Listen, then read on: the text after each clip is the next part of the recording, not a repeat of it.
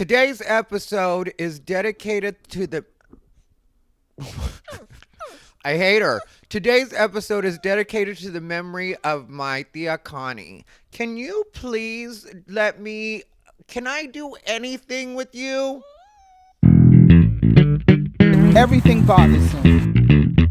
He's unbothered. He calls it unbothered, but that's what's cute because everything bothers him. He's bothered.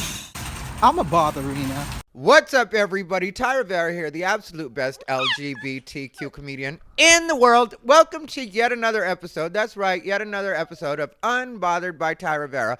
I'm your host, Thai Rivera, and this is Baby Girl. And Baby Girl wants to sit with me like always, but then as soon as I get her, suddenly she doesn't want to sit with me anymore. So I'm going to put her down because clearly she's begging to go on the floor. We're going to start this episode like we start every episode, though, and that's by summoning the spirit of Baby Bijou, the most unbothered little creature in the world. And so here's the deal, you guys.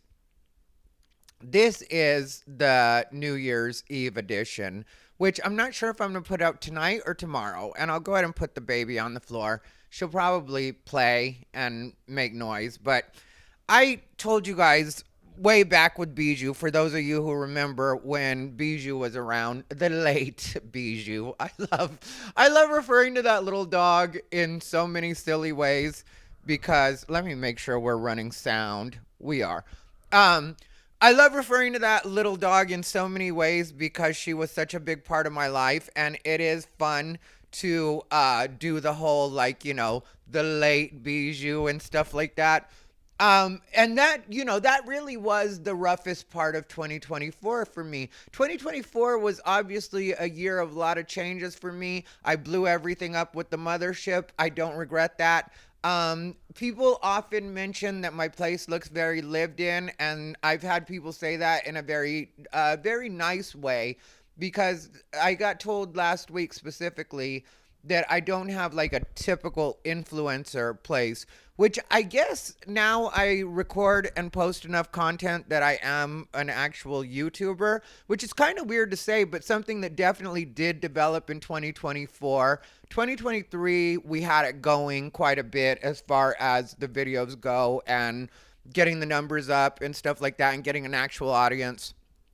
But 2024 is when I really started doing it, you know, because 2023, there was like me sporadically doing it. And now I try to do posts every day. I don't get to do them every day because the editing takes me a long time. And that I kind of bum out about a little bit sometimes, but then at the same time I'm just like, yeah, well, you know, some of these videos take a while, but they also do in the end usually come out the way that I want them to. And right now, while I do everything myself, because I'm sure one day I'll hire an editor and do that kind of stuff, but I don't know, because I have friends that are successful on YouTube.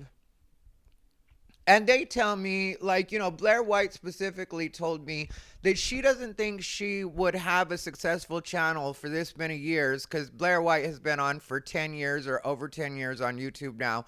And she said that she doesn't think she would have such a successful channel if she didn't handle the editing herself. And I understand why she says that because, believe it or not, a lot of my personality is injected in the editing. Like, it really is a thing where I have an idea of the way that I want things to look, and not only what I want to say, but what I want to go with those words. And then also, you know, because this isn't like this, I do no edits except for when my little dog gets on my nerves and I have to like put her in her carrier or stuff. I'll edit that kind of stuff out. I'm going to try to do this one without any edits, though, because I just want this to be like a very pure New Year's Eve, New Year's type of video, you know, where it's just me really letting you guys see me, you know, for the last time this year, in theory. And, you know, it really is like you do, because I can do things several takes if I want to when I'm recording a regular video, and I can take things out, and I can really do a lot of personality in there, even though that might sound kind of weird or kind of like it's not really a thing. But for anybody that's ever edited before, like a lot of times I watch documentaries a lot. And they say that a lot of times the story is in the editing. And I get what they mean when they say that, because you really can make things look any way you want to. That's why when I do interviews with people, which I'll probably get back to doing those soon, but when I do interviews with people, I do almost no edits, because I don't want anybody to ever feel like I edited them in a particular way, especially because I would never have anybody on my podcast and in my place, because this is obviously where I record my podcast as well when I have guests on. But I would never have anybody at my place that I didn't like. I would never have anybody on my podcast that I didn't like.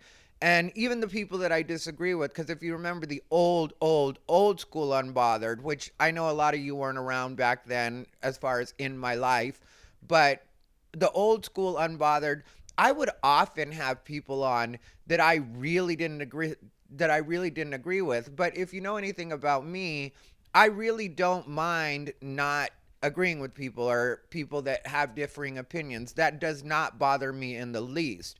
But sometimes those people would feel that way about me, and they didn't understand. Like, I like you, I would like to hear your opinion, that's why I'm having you on my podcast. And so sometimes they would come over like in an adversarial posture, and then once we got talking, they would like loosen up a lot. And it was because, and it wasn't even sometimes, it was every time, because I had several people come over to my place back when I was in LA, and they would, I could tell that they wanted to fight with me, and not physically, of course, just, argue with me. And then we'd get to talking, and they'd be like, oh, like and you could almost see the shift. Or at that time I did audio only, so you could like hear it in the tone where all of a sudden things got really chill. I remember this one guy, I can't even remember his name, but I really did like him. I really do think he's a funny guy. I'm not sure if he does comedy anymore. I didn't really feel like that was his home, like as far as stand-up comedy, I didn't feel like that was his home. I felt like he was kind of transitory, which I have no problem with. There's different people that find different things through doing stand-up, and he was good and he was funny. But he said on my podcast that he really did want to be a woke stand-up comedian. And it's rare that you find a woke stand-up comedian that's actually funny, but this guy was actually doing it. I liked him, and he got himself so worked up, and he thought we were going to have an argument when he came over, and so he had gotten kind of drunk, but he wasn't like to the point where he couldn't have good conversation or whatever, but he had just gotten more of a buzz than maybe he would have otherwise. And he admitted to me that that was because he really thought that we were going to get into it on the podcast. And we turned out to have a really great conversation. And so my point is, I would never want to have anybody over with the intentions of making them look bad, or with the intentions of not having a good conversation with them. Because for me, there's very few things that are based in actual fact. And I know that there are plenty of things in the world that are based in fact. I'm not saying that that's not a thing. But a lot of the things that I discuss when it comes to social justice or LGBT, which are kind of tied together, or race relations, or any of the stuff that I discuss, usually is very much opinion based. Like, a lot of you I know do agree with my point of view on a lot of things, and sometimes you disagree, and I'm fine with that too. But if you really look at the base of it, a lot of it really is opinion. There are certain things that I consider to be fact. Like, I think it is a fact that, everything can change when it comes to sexuality and sexual orientation and the way people that identify, as far as gender and that kind of stuff. I feel like in your early years, all of that can change, because just different things influence you, and you sometimes think that you're a particular way. Like, I know people that when they were younger identified as being bi, And I didn't really feel like they were doing it just to be popular. I think that they really thought that that's what they were. And then when they got into adult life, they ended up finding out that they were one way or the other, that they were either gay or straight, which straight has also been what several people that I know that were in that situation have turned out to be. And I don't, and I'm not one of those people, because there's a lot of people that think that once you've done something gay, that now means that you're gay and there's no going back. Well, like I said, all of that can change, in my opinion, or that's what I've observed. Now, I know somebody might come along and be like, well, have you seen a peer reviewed study on? And I'm like, if dealing with humans were that easy, we all would be straight and well adjusted. And that I will stand on till the day I die.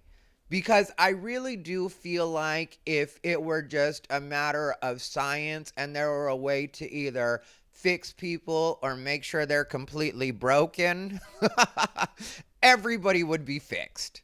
And because I know some people that deal with different things, and this is not even when it comes to sexual orientation, this is just when it comes to like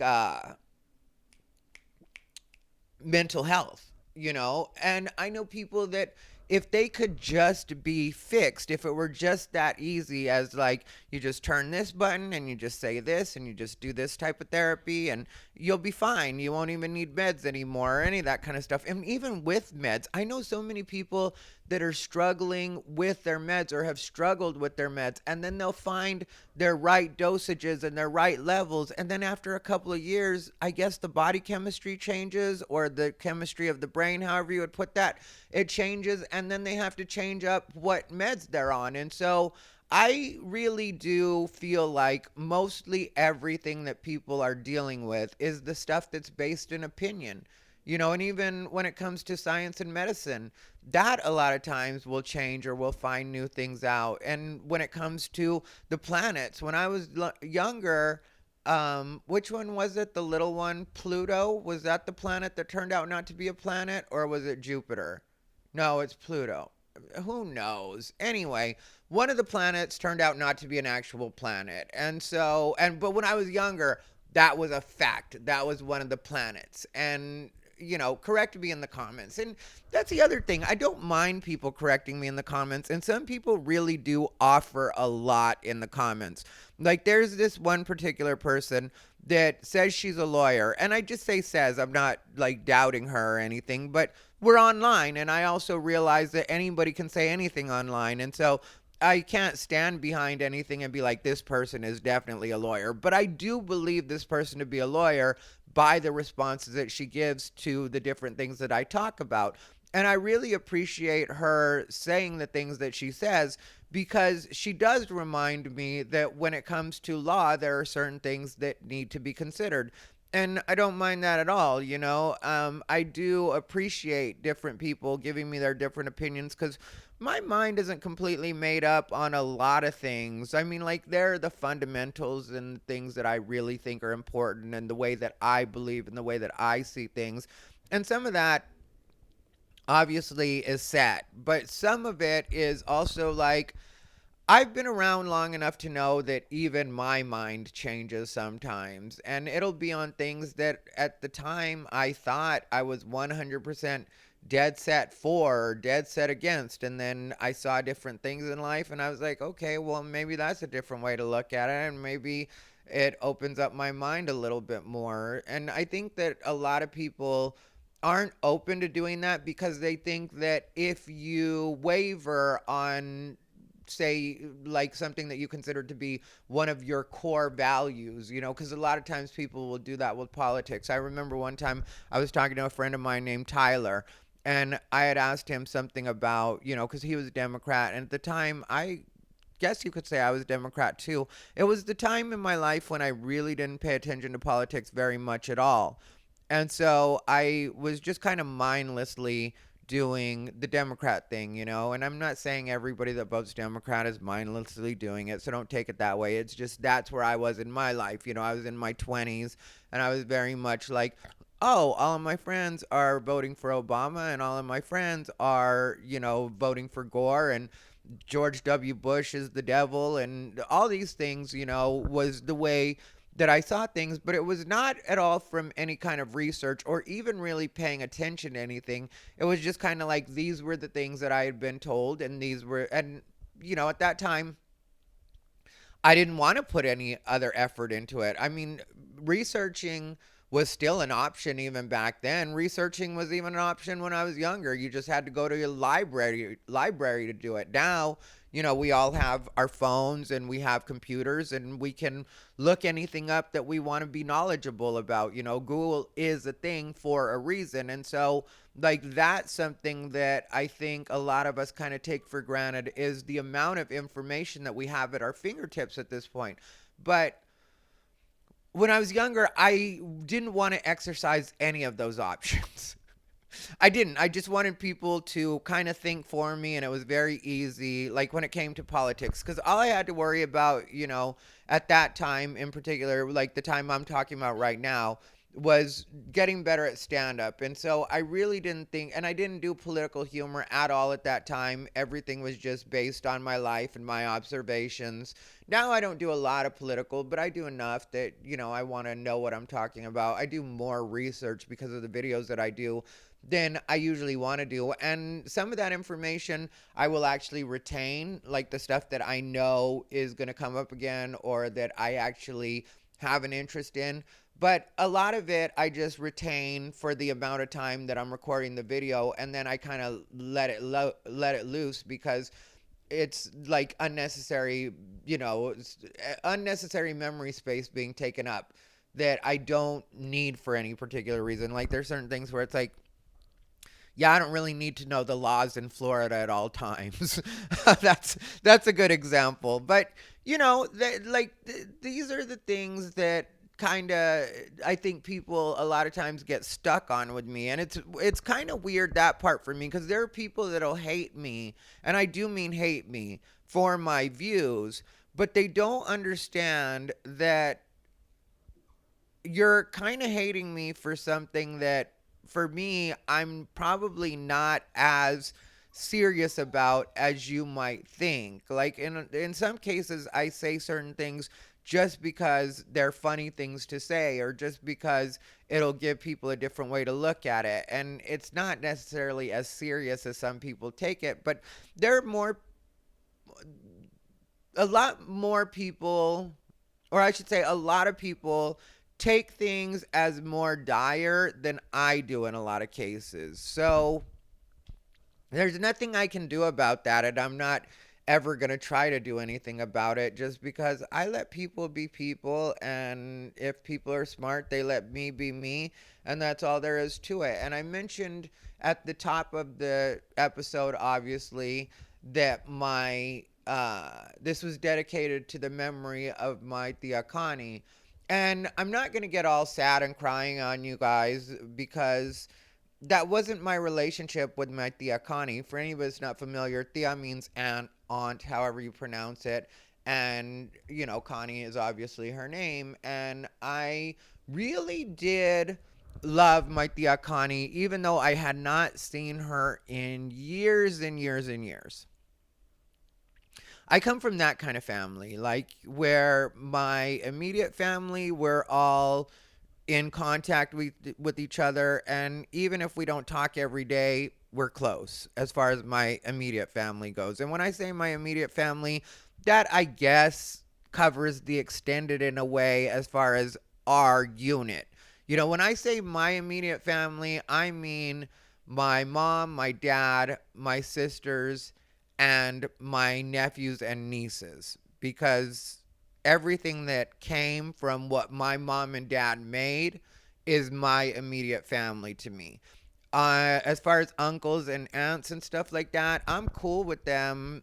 I don't think there's anybody that doesn't like me from my extended family, but I just don't talk to anybody that often. If I do a show in Phoenix, I'll let them know. And it's not to sell tickets. It's not like a cheesy, oh, I need your money, so come out and see me. Not like that at all. I just let them know kind of as a courtesy because That's probably one of the few times that year that I'm going to be in Phoenix. And it's like, if we can see each other and hang out, and maybe after the show, they can grab a drink and I'll go have a water and hang out with them and talk to them about what's new and catch up. It's not like I completely don't care about them or anything like that. It's just that my life doesn't really allow for a lot of conversation with a lot of different people when it comes to the social end, because if I get on the phone with somebody that I really like and I want to catch up with, it'll be because, like I tell you guys, it's hard for me to even get on the phone with people because I really don't like it. But if I do actually get on the phone with somebody,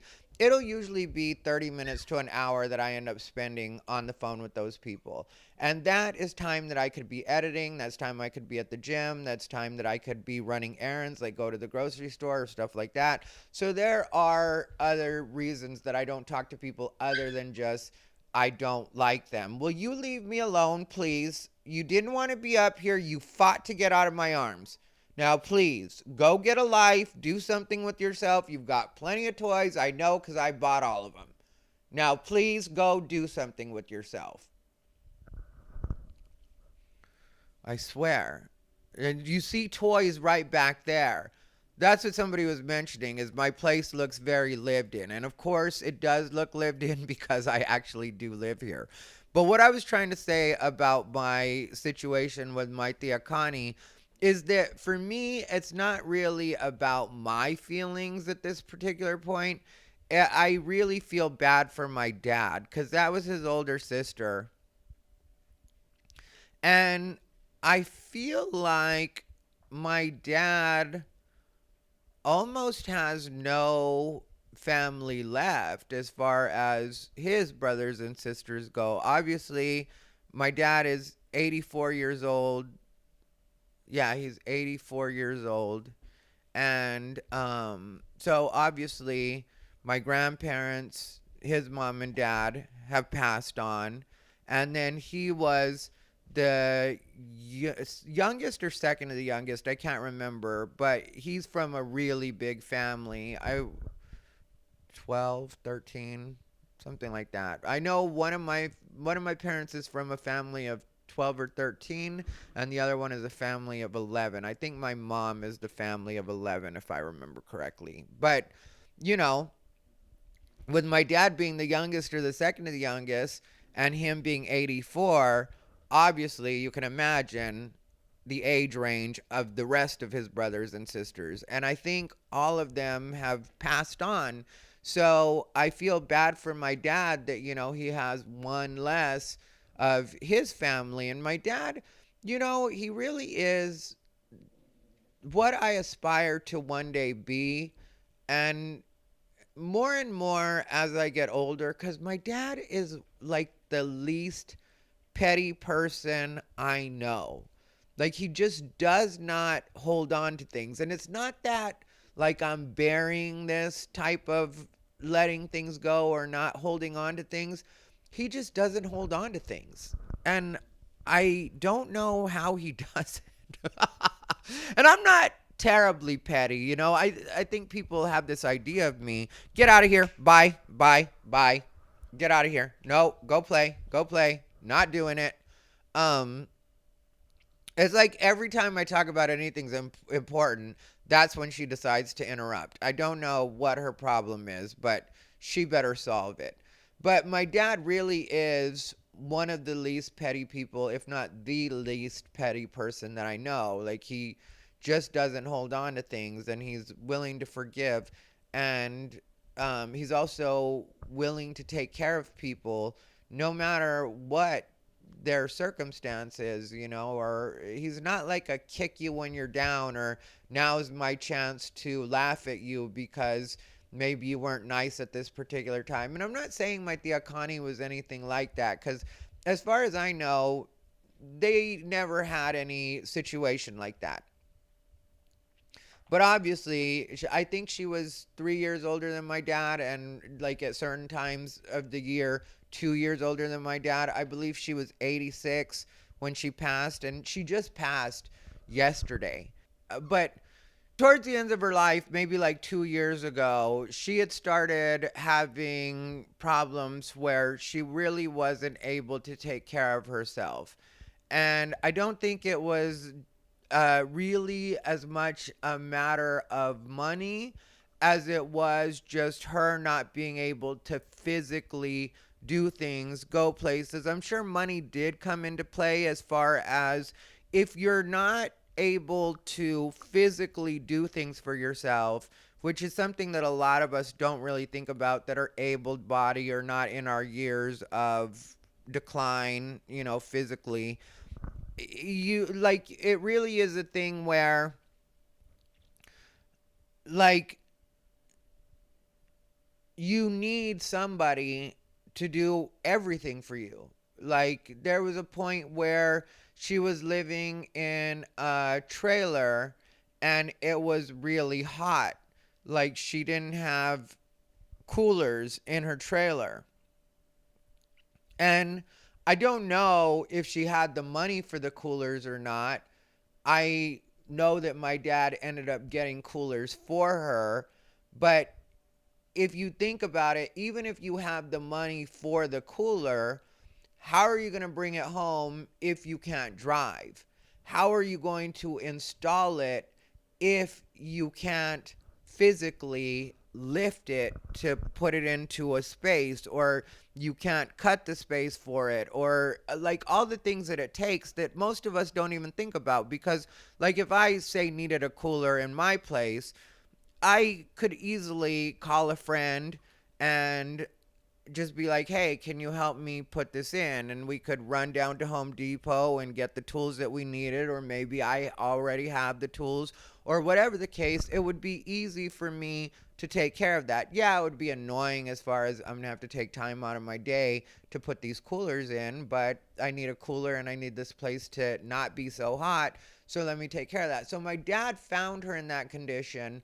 And so he went ahead and took care of that. And then there was a point where she wasn't able, like I remember there was a minute there where my dad was spending so much time with my tia because he just needed to help her out. And there was a point where he was like going over to her place and like sleeping on the couch, and that's his sister, so he wanted to do as much for her as she could. And shout out to my mom, because my mom was very chill about it. And it's his sister, so it's not like there's a thought that like maybe my dad's cheating or whatever like that. Also, my dad's 84. But there wasn't like, so it wouldn't be that. But my mom could have been like a needy person and been like, hey, I'm lonely here at home and you're always gone and whatever else. And like, as far as I know, they never had those kinds of conversations from that. My mom was just sort of like, yeah, your dad has to be over there with your tia Connie because tia Connie needs some help. And then my dad felt like she was off on a good foot, and she was able to like take care of herself, maintain herself, I should say. And he would go over and help her out here and there, but he was able to be home more. And then she had a really bad fall. And because of this fall, she ended up hitting, I think it was the back of her head that she hit when she fell, and that caused her some kind of like stroke or something like that. And so then she had to be put into a home. And like, all of this, my dad was very much helping with. And so, finding her a place to go, and she was able to somewhat take care of herself in that situation, which was, I think it was an independent living. So, they're in the home, but at the same time, they're able to like have their own apartment and take care of themselves for the most part. And so, but then the last couple of days, it's not like this was a complete surprise, because she had some incident, and I'm not sure what it was, but she wasn't able to eat, and they had her hooked up to like the IV and stuff like that so she could get her nutrients. And it was coming time, but my dad had shown me a picture of her, because when he would go visit her, he would take a picture. And It's like I said, it's really something that I do respect and love about my dad, is that like he really does care about the people that he cares about, and but he's not soft either at the same time, as far as, like just a sucker and anybody can take advantage of my dad or whatever. I don't worry about him in that way, I know that he is very aware of what's, like, something that he should take care of and what's kind of something that he should let slide, but even when it comes to helping out other people, like as far as people he doesn't know, if he can, employ somebody for a day, or, like, because obviously being 84, sometimes he needs help too. And so if he can hire somebody to help him out with something, like if he needs something built or something like that, then he'll go ahead and do that too. And so I don't know. I just my point of all this is, like, he's the one that I feel bad for in all of this, because obviously with me not having an active relationship with my tia Connie, I don't know what she was going through at different points, and I wasn't able to be around her. But as far as just knowing that my dad is hurting right now, that does bother me. And because he is the type of person that he is, he's not usually likely to completely break down. He could break down if he wanted to. I think any one of us, as far as his kids go, would be there for him, but it's just not the way he works. He definitely does keep to himself. Like when he messaged me to let me know that she had passed, because we have been talking about it literally on the car ride to the airport, because I went to visit them from the 23rd through the 26th. I was visiting them in Phoenix. And so when he was driving me to the airport, which I brought my little puppy with me to Phoenix so that they could meet her, and obviously so that she could spend the holiday with me. But not that she deserves it. She deserved a lump of coal, is what she deserved. But we were talking about it on the way, and he was saying that, that it was coming time, like he knew that she probably wasn't going to make it out of this one, because she had gotten, I don't know if it would technically be a coma, but she had just gotten to that point where she wasn't, there anymore. And so he felt like it was just a matter of time, and he showed me a picture of her. He was like, "This is the last time I went to see her." And I looked at the picture and I was like, "She actually looks good." I mean, like like I said that I wouldn't be surprised if she actually pulled through, just because she did look good, as far as like her skin and her color and stuff like that. Like she didn't look like what to me a dying person would look like. So, get out of here. Go. Go. And so it wasn't like a thing where it looked like she was on her way out. But she was, you could tell she was sleeping or in some sort of state like that.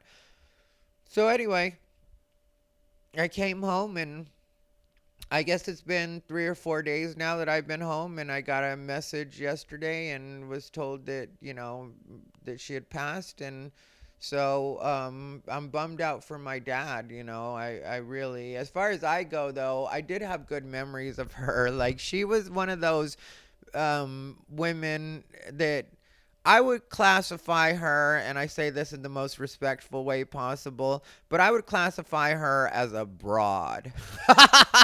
She was one of those ladies that would drink with the guys, and, she would tell dirty jokes, and she was like, she had this deep voice, but you could tell she was definitely a woman. I'm not getting into the trans thing. I know a lot of my stuff lately has been LGBT and transcentric, but but there was no question that she was a woman, but at the same time, she was just like a one of the guys type of girl. And, she had been married a couple of times. I think twice is what she had been married. And she had kids. And I remember I used to like the few times, because when I was younger, we lived in a town that was 45 minutes from Phoenix. And at that time, 45 minutes seemed like a long time, and also Phoenix has grown out, like as far as Chandler and all that stuff goes, it's grown out. And so it probably isn't as far now as it was when I was younger, because it did used to be further from, or feel further from Phoenix to the town that I grew up in. And so we didn't get to see the extended family a lot.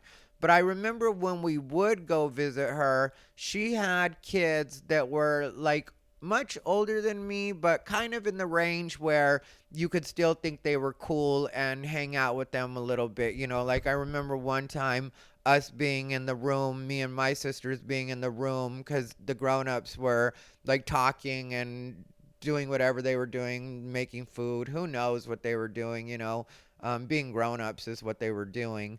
And so we were all in one of the bedrooms of one of her daughters. And so I remember like looking through their records, their albums. They had a bunch of like albums, and I remember we were listening to music and we were hanging out like that. And yeah, I remember that I did like going to visit her. The one that I really liked to visit when I was younger was my tia Tommy, which is tia Tomasa. I used to love visiting her because she had a pool, and she was funny. Like, she would always say silly things. She had this silly way of expressing herself, and she was a little short lady, like I don't know if my tia Tommy is still alive, but I really did like her. And her husband was an architect. They had a nice house and stuff like that, which doesn't matter either way. But the pool was nice.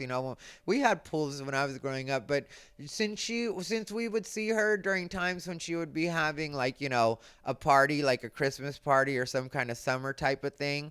It made it extra fun, because then everybody's at the pool. Like, we're all hanging out, it's like that kind of situation. And so I remember her place being like the social place. And her husband, my tío Neto, was always funny and would do like silly things for us, like the bunny trick. He would take a handkerchief, because he's an old school man and he always had a handkerchief on him.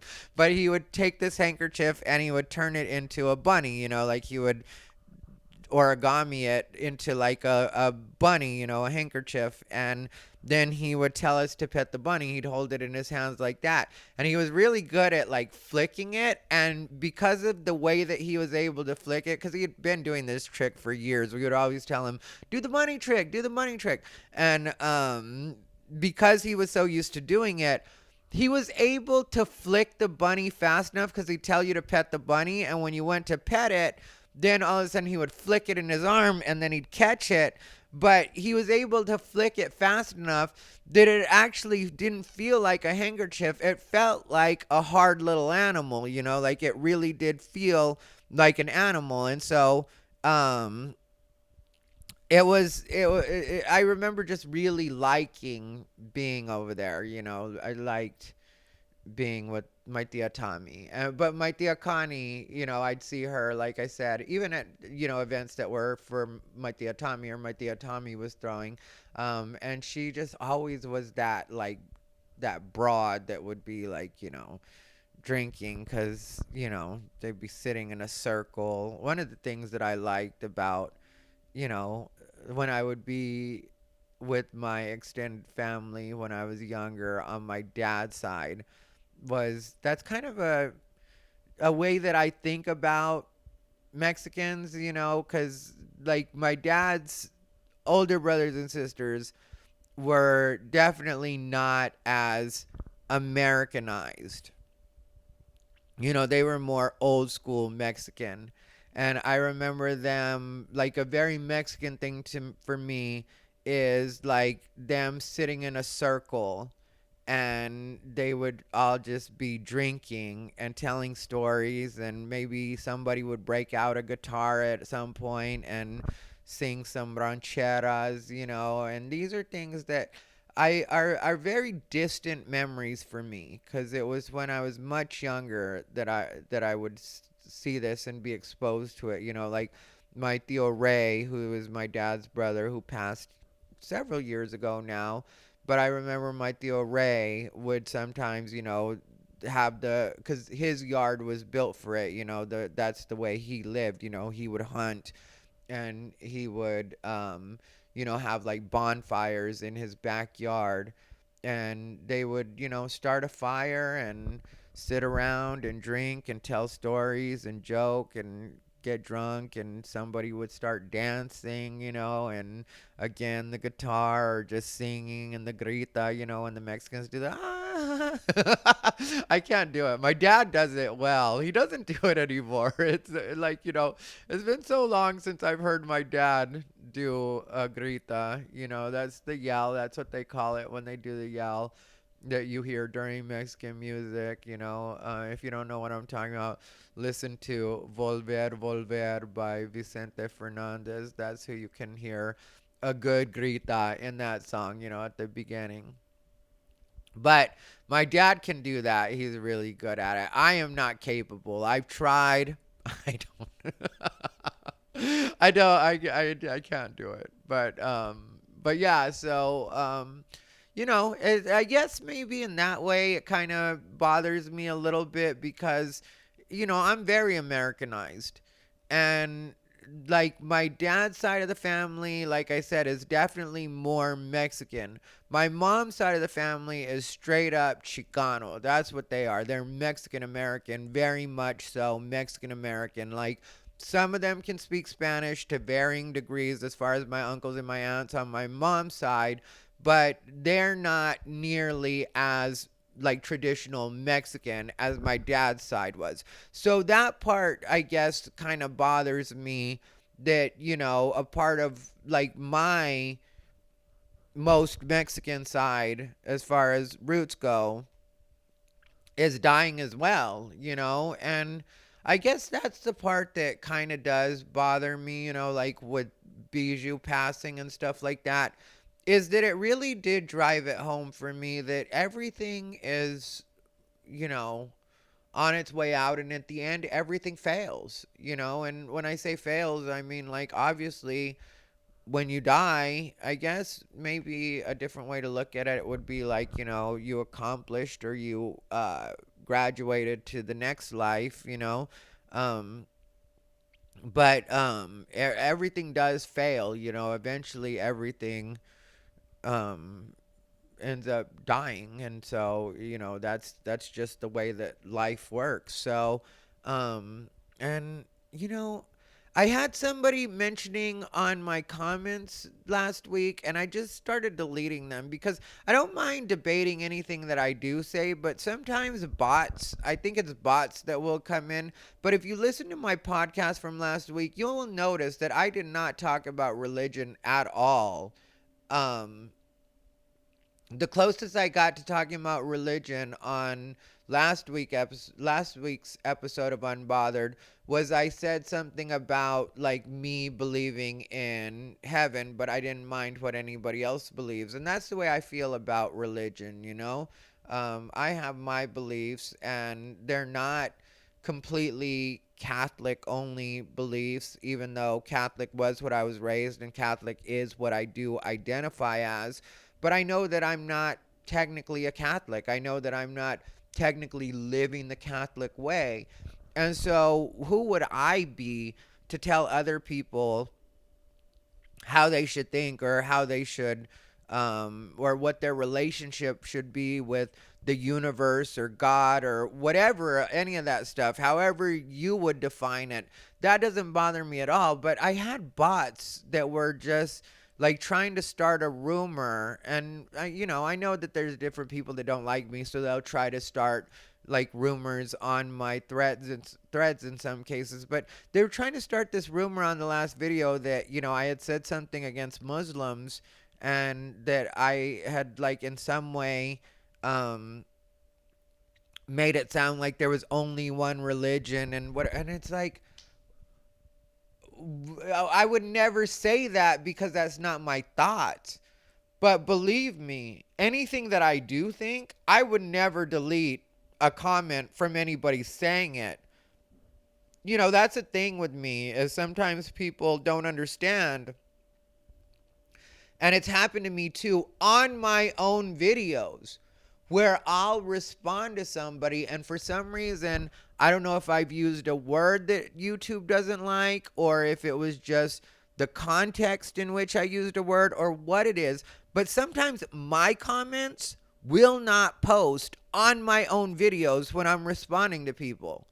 And in a lot of cases, because if somebody wants to argue with me on YouTube, I'm not really down for that. I don't mind if you have a difference of opinion and you want to express that, but if you're like the type of person that's like you're stupid and your comment can stay, but I'm not going to respond to it because that's not how I want to spend my time. And I don't think that anything I do on YouTube really warrants that, because if you listen, you can tell that a lot of the stuff I do on YouTube is comedy, like me saying silly things for comedic effect. But then the things, which is not a cop out, because I definitely do have opinions that I put in there as well. But the opinion parts, I usually am pretty clear on the fact that I can see things a different way. And that isn't at all for political correctness or anything. That's just really the way I feel about it. Like when I say things about politics and I'm like, I personally vote this way, but if you are a Democrat, I don't think you're stupid for that, and I don't think it automatically means that you're evil and you want to see the country fall and whatever else. Different people have different reasons, and different people have different life experiences that lead them to the decisions that they make when it comes to politics, religion, almost anything. It's like a matter of perspective. Like I've said that before about like when people really go at it about Black Lives Matter type stuff, which I personally like. The sentiment Black Lives Matter, I'm cool with. But when it comes to the organization, even though they claimed not to be an organization, I was not cool with. And it was because, like, I think that people on both sides of that argument forget that it really does come down to perspective in some cases. Like, if you're living in Beverly Hills paying a lot of taxes and you're well known in that area, you could have a very good relationship with the police where every day you see them, you say hi to them, even if you don't know them. Just because they're your local police, and there's a good chance they know of you because you are a prominent member of that community, or, maybe even a celebrity, who knows? And so you could say that the police are always great. Whenever I need anything, they're there. They helped my grandma across the street, whatever, you could say that if that's your experience. But then say you are in a place that's, even in the same city, like when I was living in the MacArthur Park area, which is what's well known as the like home base, or was the home base for MS-13. Well, there the cops are a lot more on the ready and more in a combat mode. And so while you can have a good relationship with the police, or some of us could have a good relationship with the police, because I can tell you that I was raised, like when I was little, I'll tell you what my upbringing was like when it comes to the police. When I was little, my mom would always remind me that if anybody ever tried to take me, because I grew up in the time when Adam Walsh was a thing, which Adam Walsh was the kid that got kidnapped, and I think they ended up finding him decapitated was what it was, or maybe that's just the story I remember. But and John Walsh from America's Most Wanted, that's what prompted him to like be the guy that he was that he was really trying to find the person that had done that to his son. And so I grew up during that time though. And so, and there were things like that happening. John Wayne Gacy had happened, all that stuff. And so my mom would always tell me, if anybody ever tries to take you, you run right to the police. Try to find one of these guys and run to them. And I remember this very clearly, even though I was super, super young when she would tell me. She impressed this on me so much. And so what she would do, so that I would always know that the police were good, was when, and it's funny I have this memory because I was so little, I was little, like hold your mom's hand little, like, my mom would have me because my mom and my dad, like I was one of those kids. I was one of those kids for sure, like sometimes people online will get mad at me and they'll be like, you obviously need a hug from your mom. And I'm like, no, this is what happens when people love you too much. Like, it's the reason I don't care about anybody's opinions of me. And I'm not worried about the outside world when it comes to a lot of things. I'm not like pick me, pick me, pick me all the time because I already have the two most important people in the world that have picked me. Like my mom and my dad have always let me know how much they love me. And so like when I was little, I remember I was always holding somebody's hand. It was always like, okay, where are we going? Like I don't know where we're going. All I know is somebody's holding my hand. So let's get in position and hit it. And so that's the kind of life that I lived when I was little. And I remember my mom would always tell me when I would be holding her hand, she would tell me, there's the police, mijo, wave to the police. And so I would always wave to the police, and I was a cute kid. I know there's pictures, I mean, like, I know what my experience was from the world, and so, so I would wave to the police and the police would wave back, I didn't think I ever, when I was little, had like a police officer that just ignored me or didn't pay attention to me.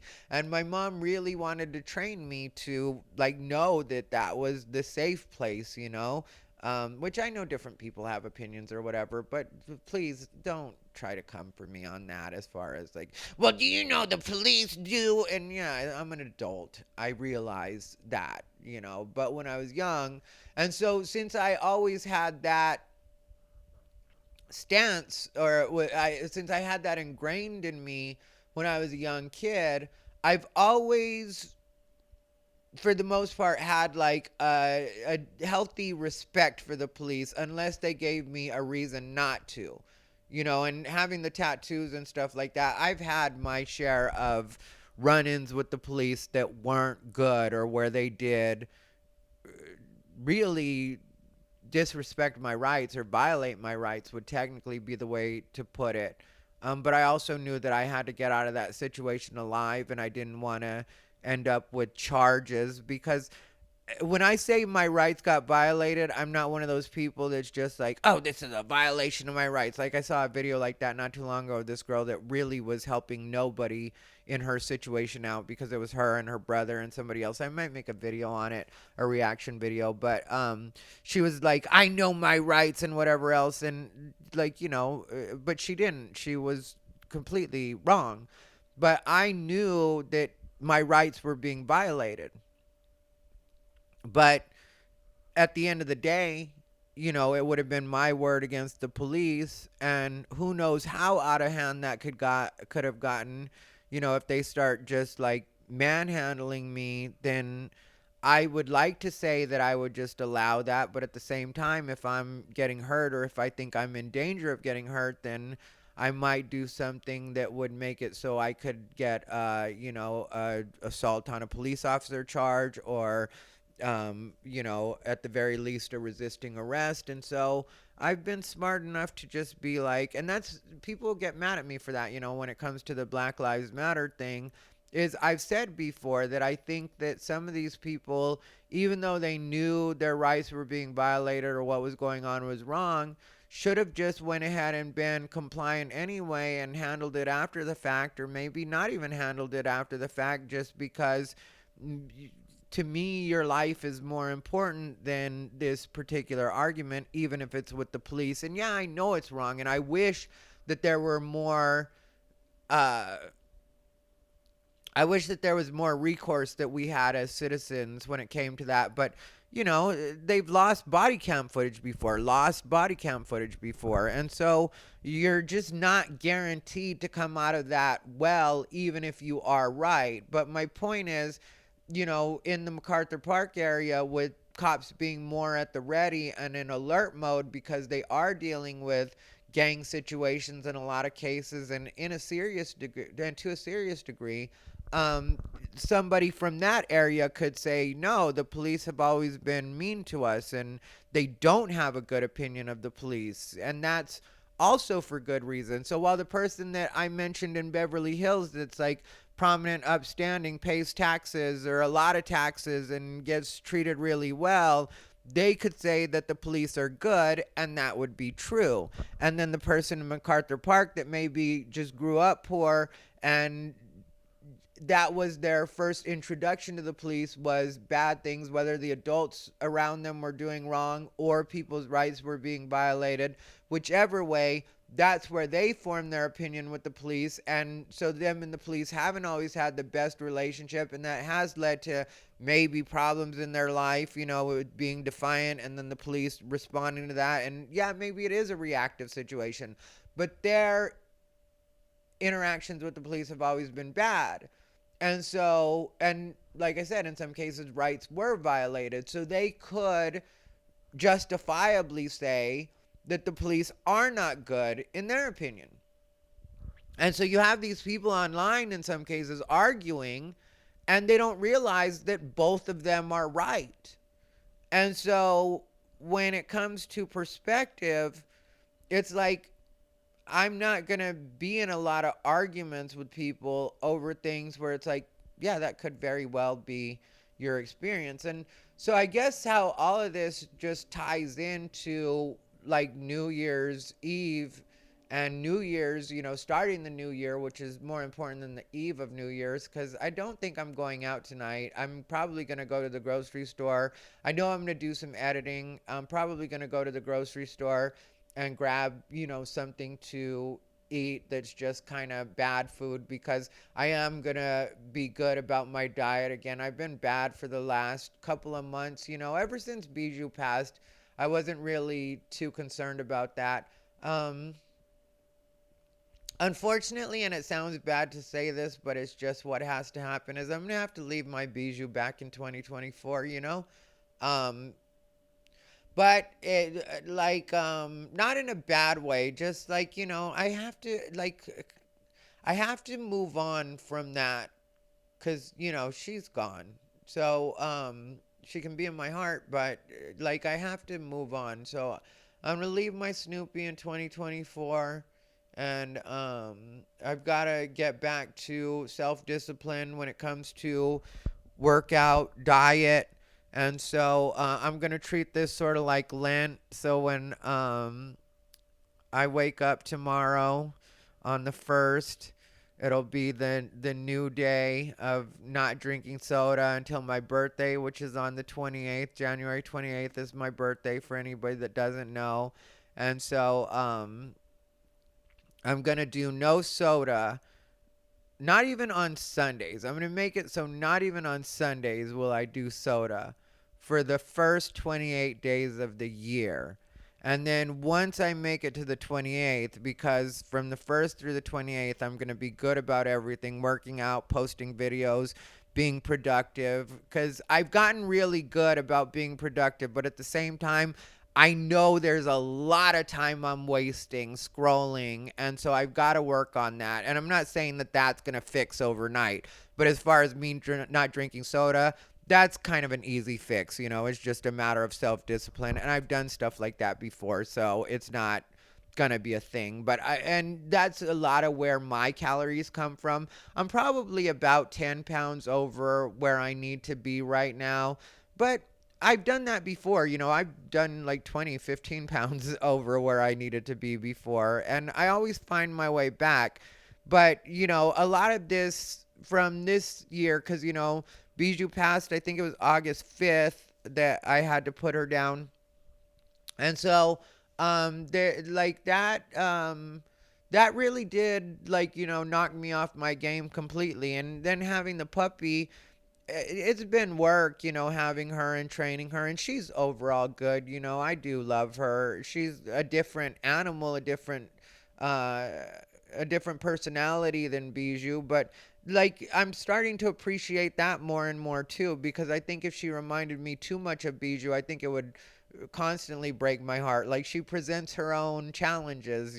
That's one thing about this little dog, is she does have her own personality, and so she's definitely not Bijou.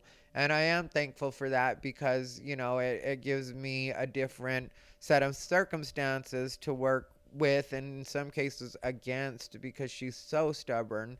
And she's like, doesn't just come to me all the time, and so. But she's getting better about that. She listens when she has to, but just as far as like if I just call her to come hang out with me, she's not always just gonna come hang out with me. But yeah, so for the new year, it's just a matter of being even more productive and getting better about not wasting time and getting back to the self discipline of eating the way that I'm supposed to and working out the way that I'm supposed to. And if I do everything right, I do have plenty of time in my schedule and in my day to do the things that need to get done. I just sometimes am not the best about that. And I was able to prove that to myself the other week, because the other week there was a night, because I usually only record one video a day. And there, I wanted to make sure that I was good for when I was going to visit my parents. And I ended up recording 2 videos in one night. Obviously, I don't have to edit them both that night. But with me being used to like only recording one video a night, it was good to know that I do have it in me to be able to record 2 videos in one night.